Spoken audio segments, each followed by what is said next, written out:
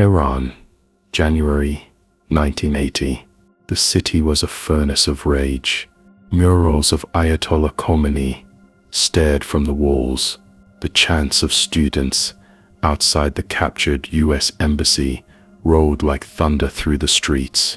Inside that compound, 52 American hostages were being paraded for the world's cameras, but in another part of the city, 6 Americans who had slipped out of the embassy on the day of the takeover were hiding in plain sight. They had been shuffled from safe house to safe house, living behind curtains, whispering when Revolutionary Guards knocked on doors next door. Discovery meant trial and spectacle, or worse. Their lifeline came not from Hollywood, but from a handful of case officers and tradecraft specialists from the Central Intelligence Agency, CIA, working with Canadian diplomats. They were tasked with the impossible: get the 6 out of Tehran alive, through Mehrabad Airport, under the eyes of a revolutionary regime obsessed with rooting out spies. This story is not the movie version. It is the part Hollywood skipped.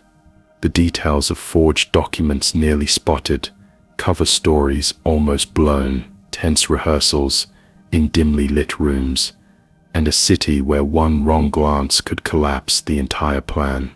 Drawn from declassified CIA files, memoirs of officers like Tony Mendez, Canadian diplomatic accounts, and museum archives, this is the true tradecraft behind the Canadian caper. Where are you listening from tonight? And what time is it where you are? When the US Embassy in Tehran fell on November 4th, 1979, it was a storm nobody inside could contain. Students aligned with the revolution poured through the gates, shouting slogans, overwhelming the Marines, binding the staff, and forcing dozens into captivity. In the chaos, 6 Americans managed to slip out. They moved quickly through side streets and alleys, disappearing before the cordon closed. Their escape was the beginning of a new problem. With the world focused on the hostage crisis, those 6 became phantoms in the city, undocumented foreigners with faces splashed across wanted sheets. They could not walk openly, could not seek help at their own embassy, and could not leave the country without passports. For weeks, they lived at the edge of panic. First they found temporary shelter. Sympathetic locals, terrified yet willing, provided cover for nights at a time, but word of their presence risked spreading. Each move increased the chance of betrayal. Finally, Canadian diplomats took the ultimate risk. Ambassador Ken Taylor and his deputy John Sherdown opened their homes. The 6 settled into Canadian safe houses, curtains drawn, television sets tuned to propaganda broadcasts that might one day announce their capture. Meanwhile, in Washington, President Jimmy Carter faced a nightmare. 52 hostages were already bargaining chips for the Iranian Revolution. If the 6 in hiding were discovered, their public capture would inflame the crisis further. Worse, the Iranians might parade them as proof that American spies were everywhere. The White House knew there was no negotiation here. The 6 had to be exfiltrated, quietly, without a trace. At Langley, the Central Intelligence Agency was tapped. This was not a job for diplomats or soldiers. It was a job for case officers, document forgers, and disguise experts. Among them was Tony Mendez, a specialist in exfiltration who had built his career on creating identities and covers so strong they could survive interrogation. His mandate was clear: invent a story so convincing that 6 hunted Americans could walk through Tehran International Airport in daylight and board a plane without triggering suspicion. But Mendez would not work alone. Behind him stood a small cadre of tradecraft officers, forgers at the CIA's graphics and authentication division, logistics officers who understood airline protocols, and colleagues in the Near East division who who knew the rhythms of Tehran. Together, they would design a plan as audacious as it was fragile. The Canadian government, too, gave its quiet blessing. Prime Minister Joe Clark authorized the use of Canadian passports, a decision that put both his diplomats in Tehran and Canada's international credibility at risk. One slip, one captured forgery, and Ottawa would be accused of collusion, its embassy possibly stormed alongside the Americans. The plan that took shape was extraordinary. Create a Hollywood film production cover, complete with scripts, artwork, and business cards. Under this guise, the six would pose as Canadian filmmakers scouting exotic locations in Iran. They would carry Canadian passports, false names, and rehearsed backstories. The Canadians would vouch for them. The CIA would arm them with Tradecraft, designed to withstand scrutiny. The mandate was brutal in its clarity. There could be no failure. The six had to walk through one of the most hostile airports in the world, past Revolutionary Guard checkpoints, and onto a Swissair flight. If they were stopped, there would be no rescue team. There would be only arrest, cameras, and the certainty that they would be displayed as spies. The case officers understood this. They had prepared others for escapes in hostile capitals before, but rarely had the stakes been so high and the environment so hostile. Tehran was not a city of shadows anymore. It was a city with floodlights, patrols, and suspicion in every corner. Still, the order was given. The Americans in hiding could not stay where they were. The longer they remained, the greater the chance that neighbors would whisper, landlords would be questioned, or guards would stumble onto them. The exfiltration had to move forward. Thus began one of the strangest operations in CIA history, known inside as the Canadian Caper, a tale of forged passports, tense rehearsals, and near misses that Hollywood would one day dramatize, but never fully capture. Tradecraft begins with paper. In 1980, identity was not yet digital. Borders were policed by stamps, seals, signatures, and the weight of paper that felt authentic in the hand. The CIA knew this world intimately. In Langley's graphics and authentication division, forgers worked like artists, reproducing Canadian passports down to the fibers in the paper stock and the tone of the ink. Each document carried a history, entry stamps from airports, signs of wear, the casual clutter of travel that suggested authenticity. For the 6 Americans, new lives were crafted. Each was given a Canadian identity, supported by business cards, resumes, and portfolios, linking them to a film production company called Studio 6. The company, ostensibly based in Hollywood, was presented as scouting Tehran for exotic backdrops. The cover was more than a story. It was infrastructure. Mendez and his colleagues went further. They rented office space in Los Angeles, placed ads in Variety magazine, and built a script for a fake science fiction film called Argo. Posters were drawn, concept art was created, business cards bore the Studio 6 name. Anyone who checked, from Iranian consular officials to journalists in Hollywood, would find a studio that existed. The CIA had made a ghost into a house you could knock on. The passports were the crown jewels. Canada provided legitimate blanks, which the CIA then completed with identities for the 6. But paper alone was not enough. A passport is only as strong as the story behind it. For that, Mendez drilled the group in their covers. Inside the Canadian safe houses, they rehearsed. Each was assigned a role: a director, a screenwriter, a producer, even a location scout.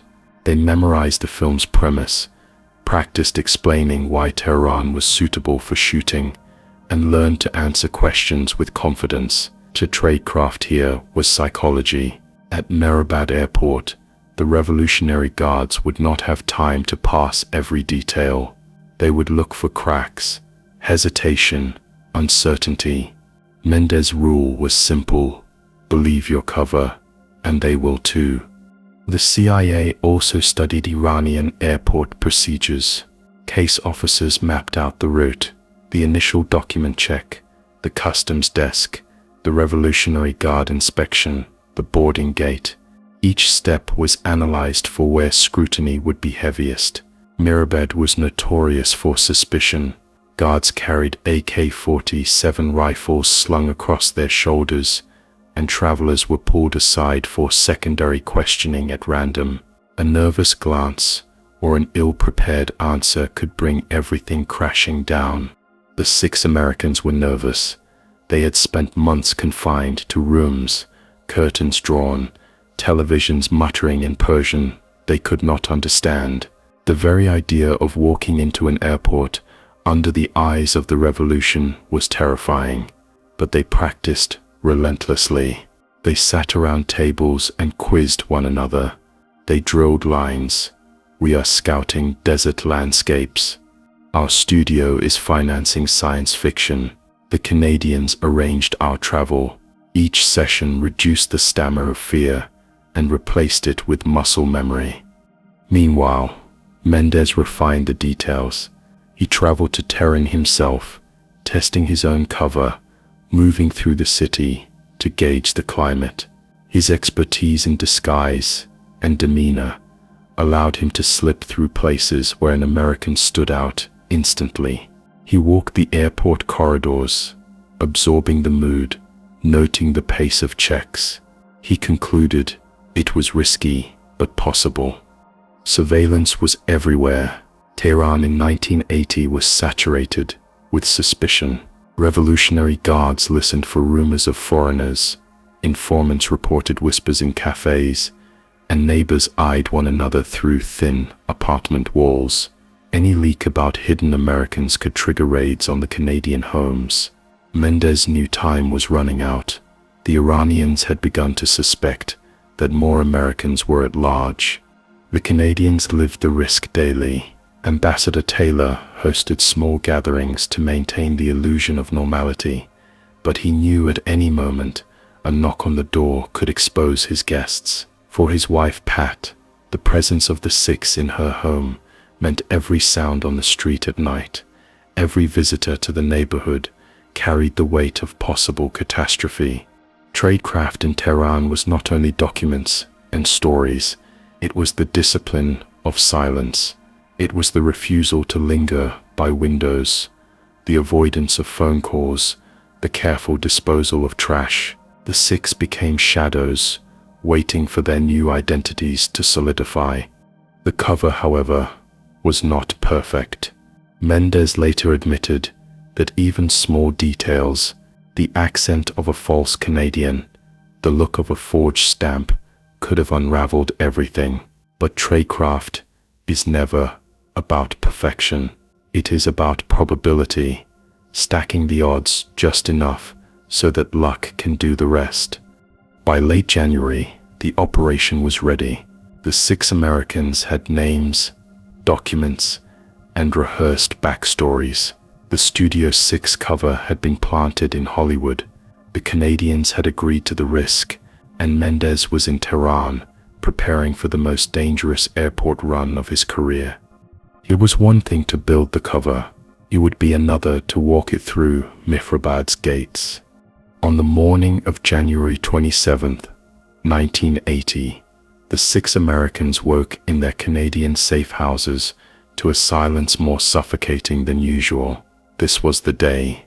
Months of hiding, weeks of rehearsal, and a lifetime of fear, all narrowed to a single passage through Tehran's airport. Tony Mendez had arrived with the final details. He distributed the passports, handed over the tickets, and reviewed the stories once more. The Canadians, having risked everything, stood quietly by as their American guests became Canadian filmmakers. The tension was palpable. Every mistake from this point onward would not just cost the lives of the 6, It would implicate Canada and possibly cost the lives of every diplomat in the mission. They set off in 2 vehicles, leaving behind the homes that had sheltered them. The streets of Tehran were crowded, posters of martyrs from the revolution pasted on walls, checkpoints manned by young guards in revolutionary armbands. To the 6, every face seemed suspicious, every corner a trap. Yet the convoy reached Mehrabad International Airport without incident. Inside the terminal, the air was thick with cigarette smoke and suspicion. Guards in olive uniforms moved restlessly. Alaska 47 rifles clutched in their hands. Travelers whispered, glanced, and kept their eyes down. It was not a place where strangers blended easily. The Americans tightened their grips on the handles of their luggage and walked forward, each heartbeat a hammer. The first checkpoint was the passport control desk. The officer behind the counter flipped open the first Canadian passport, scanned the details, and looked up. The moment stretched thin. Would he notice the subtle differences in paper texture, the perfection of the seal? The officer stamped the document with a thud and waved the traveler through. One by one, the group passed. Each thud of the stamp felt like a reprieve from death. Then came customs. Bags were opened, belongings examined. For the filmmakers, their luggage contained storyboards, concept art, and film materials. Props, yes, but props crafted to withstand inspection. One guard lingered over a storyboard sketch of a desert landscape. He frowned, muttered something in Persian, and called over a colleague. The Americans held their breath. After a brief exchange, the guard shrugged and tossed the papers back. The bag was closed. Another danger passed. The greatest peril, however, came at the Revolutionary Guard desk. This was not routine bureaucracy. This was ideology at work. The guards looked not just for forged papers, but for lies in the eyes of those they inspected. Their task was to catch enemies of the revolution, and they took it personally. One of the 6, playing the role of a film producer, was pulled aside. The guard asked sharp questions about why a Canadian film crew had chosen Tehran. The American answered with steady calm. The city's exotic architecture, the dramatic landscapes, the low production costs. He spoke as rehearsed, with enough casual detail to suggest a real producer's eye. The guard studied him for a long moment, then waved him on. Another near miss came at the boarding gate. A delay was announced. Swissair Flight 363 would depart, late, for nearly an hour. The 6 sat in plastic chairs, pretending to read magazines and sip tea. All the while, guards walked the hall, sometimes pausing to scan the faces of travelers. Every minute felt like a trap, tightening. Finally, the call came. Passengers lined up. Boarding passes were checked, and the 6 Americans stepped onto the jet bridge. Their legs trembled as they crossed into the cabin. The Swiss crew greeted them with polite indifference. For the first time in months, the Americans felt the thin shield of normalcy. When the doors closed and the plane taxied down the runway, Mendez watched from his seat as Tehran slipped away. The aircraft lifted, engines roaring, wheels retracting. Only then did the 6 truly exhale. They were free. Behind them, Tehran carried on, unaware that 6 of the most wanted people in the city had just walked out under the nose of the revolution. The exfiltration was complete. For the CIA, it was one of the boldest successes in decades.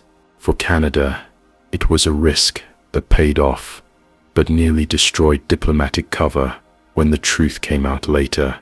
For the 6 Americans, it was the line between survival and oblivion. Yet this was not Hollywood. No chase scenes, no dramatic shootouts. The real tension was quieter, deadlier, A guard's pause, a question too long, a stamp that might not fall. It worked, but it could just as easily have failed. When the Swissair jet touched down in Zurich on January 28, 1980, the world did not yet know what had happened. The 6 Americans were safe, shielded from cameras, ushered into debriefings by US officials. But secrecy could not hold for long. The Iranian hostage crisis dominated global news. Any development, however small, reverberated instantly. Within hours, Canadian officials informed Washington that their role in sheltering and disguising the Americans had to be acknowledged. Prime Minister Joe Clark faced a delicate calculus. If Canada remained silent, suspicions could turn on Ambassador Ken Taylor and his staff, who were still in Tehran. But if Canada claimed credit, it would shift the political heat away from the United States. The White House agreed. On January 29th, Clark announced that Canada had secretly protected the 6 Americans and orchestrated their escape. Headlines blazed across North America. Canada's daring rescue, Canadian caper triumphs. In Ottawa, the public celebrated. Citizens saw their diplomats cast as heroes, and Taylor became a national icon. In Washington, the reaction was more complicated. The Carter administration welcomed the good news, but the truth was obscured.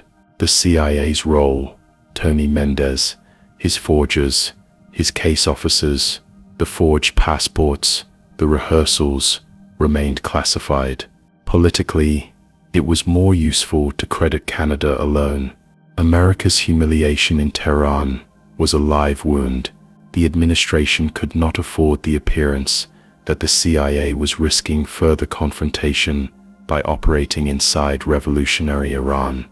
The Americans played along. For years afterward, the Canadian caper was presented in newspapers, classrooms, and documentaries as a Canadian-led rescue, with little mention of the CIA. Ottawa received thanks. Washington swallowed its pride. Only in 1997, when CIA records were declassified, did the full truth begin to emerge. Economically, the operation cost almost nothing compared to its value. Forged passports, business cards, a rented office in Los Angeles, a few airline tickets. The budget was minor, but the political dividends were immense. The 6 were saved. Canada's global reputation soared, and the CIA scored a rare clean success during a decade of bruising failures. For Iran, the discovery of the escape weeks later was a blow to pride. Revolutionary Guards scrambled to understand how 6 spies had vanished. Tehran tightened security at the airport, reviewed passport procedures, and lectured its officials on vigilance. The realization that Canada had helped expose Canadian diplomats to danger. For weeks, mobs threatened the Canadian embassy, and Taylor's team had to depart Iran quietly before fury turned violent.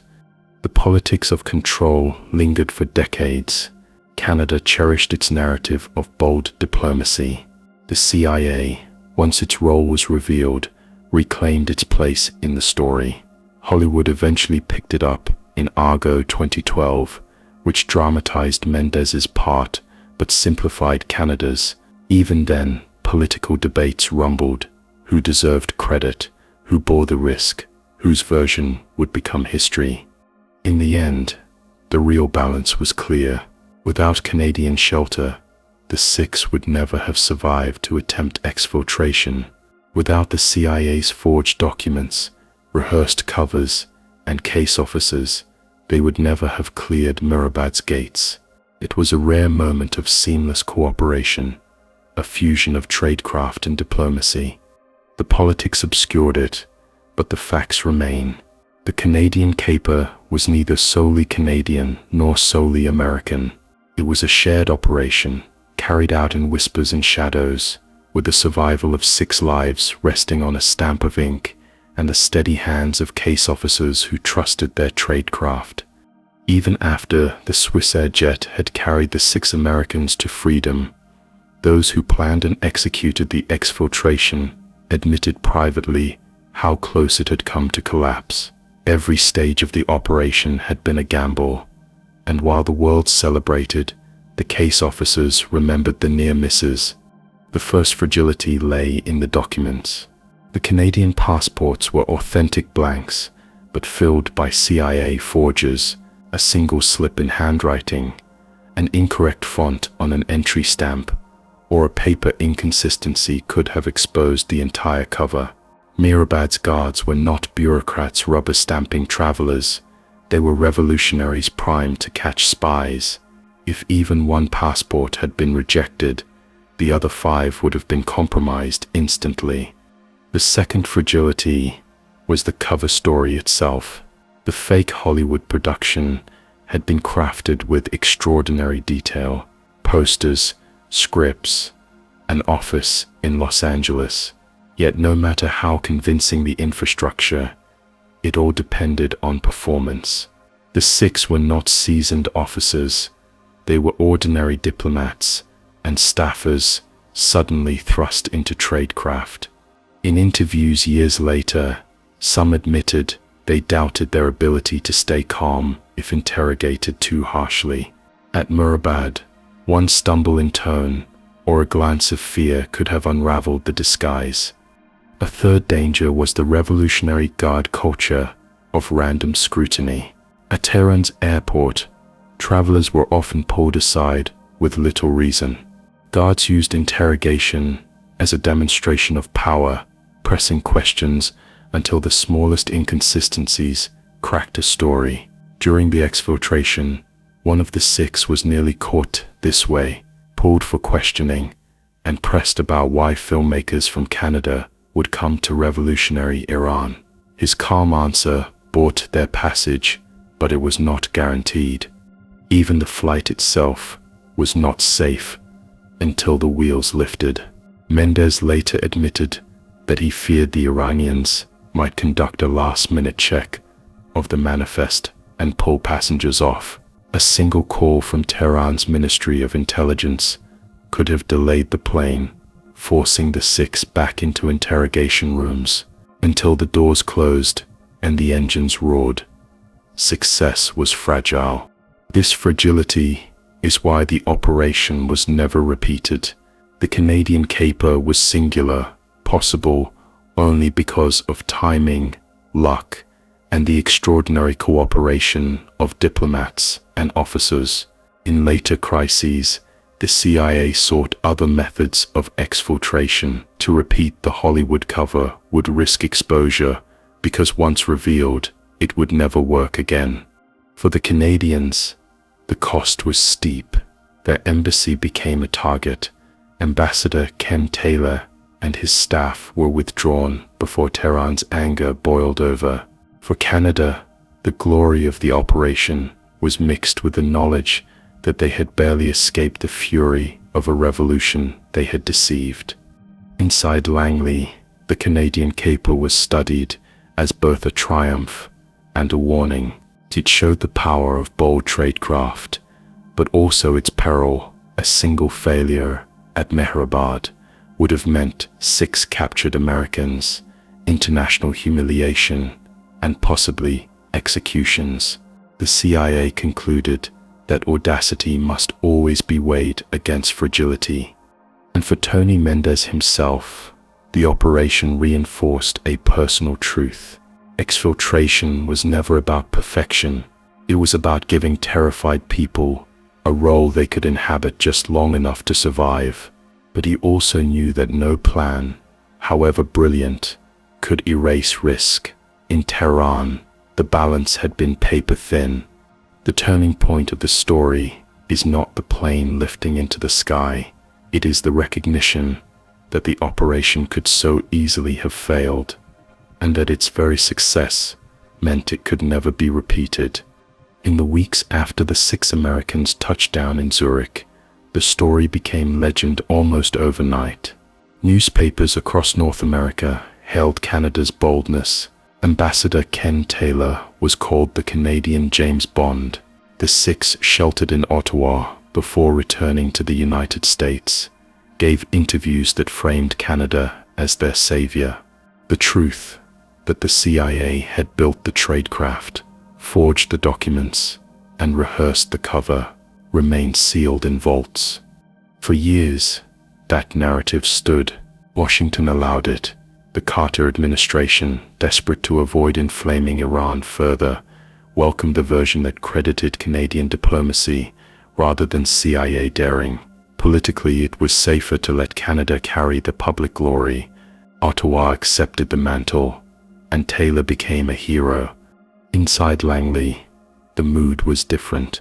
For the officers who had crafted the operation, the public story felt hollow. The CIA had pulled off one of its most elegant exfiltrations, but to the outside world, it was invisible. Mendez and his colleagues could not speak of it. The operation was celebrated only in classified circles, a case study in training rooms, whispered about as an example of audacity and precision. It was not until 1997 that the CIA declassified its files on the mission. The public learned that Tony Mendez had been the architect of the exfiltration, that the Hollywood studio cover had been planted with extraordinary detail, and that the Canadian caper had been a seamless collaboration rather than a solo effort. For many, it was the first time the story felt whole. Then came Hollywood. In 2012, Ben Affleck's film, Argo, brought the mission to a global audience. The movie dramatized the plan, focusing on Mendez, the Studio 6 office in Los Angeles, and the high-stakes airport run. It captured the audacity, the tension, and the absurdity of using a fake film to free Americans. But in doing so, it bent the truth. Canada's role was downplayed, the British and New Zealanders omitted, and the drama heightened with scenes that never occurred, such as chase sequences at the airport. The movie won awards, but it also reopened old debates. In Canada, critics argued their diplomats had been sidelined in favor of a CIA-centric narrative. In Washington, some veterans noted that the real danger had been quieter, subtler, the sound of a stamp hitting paper, the pause of a guard at the gate, the stillness in a boarding lounge where any second could tip to exposure. For the six Americans, the memory of those weeks in hiding never faded. They remembered the curtains drawn in Tehran, the constant fear of discovery, the rehearsals where they tried to believe their new identities. They remembered Mendez's calm presence and the Canadians' courage, and they remembered that the escape was not Hollywood. It was life lived on the razor's edge. Today, the Canadian caper stands as one of the most extraordinary cooperative operations of the Cold War.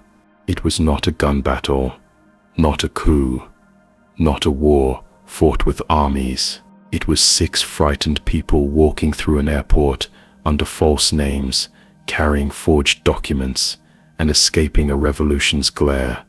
In the end, that is the essence of Tradecraft, not the explosions and chases of cinema, but the quiet deception that allows people to pass unseen. The Canadian caper was audacity married to precision, a story so unlikely it could only be true. Drawn from declassified files and memoirs, its legacy is simple. Sometimes the boldest weapon in espionage is not firepower, but imagination.